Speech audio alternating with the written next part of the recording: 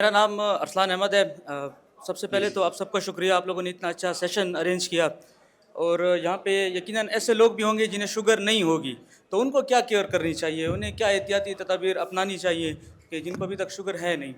आपने बहुत अच्छा सवाल किया। देखें, यही मैंने बात की है और हमारा एम्फेसिस इसी बात पे है कि जिसको शुगर नहीं है और उसकी उम्र 35 साल से ज़्यादा है, उसको इसका कोई अलामात ना हो, उसको फिर भी शुगर की स्क्रीनिंग करानी है।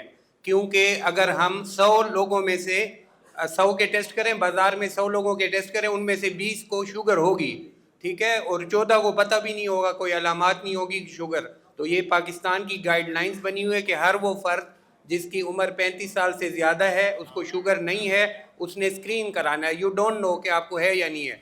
जब आपके पास टेस्ट होंगे, दोनों फास्टिंग और रैंडम, आप कह सकते हैं मुझे शुगर नहीं है। हाँ, अगर अलामात का इंतज़ार नहीं करना, क्योंकि अलामात शुगर की लेट आती हैं, 6 महीने बाद, साल बाद, 1.5 साल बाद।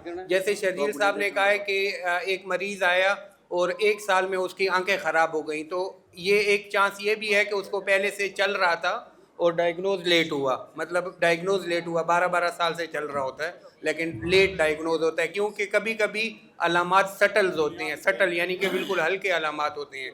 तो जिसकी उम्र 35 साल से ज़्यादा है, उसको स्क्रीनिंग करानी चाहिए साल 1.5 साल बाद। एक चीज़ मैं ऐड करूँगा कि अक्सर यहाँ पे जो हम डायग्नोज करते हैं ना, डॉक्टर साहब भी एग्री करेंगे कि HbA1c उनका 10 से ऊपर होता है, जो ये बताता है कि इनको काफ़ी अरसे से है, अब तशख़ीस हुई है।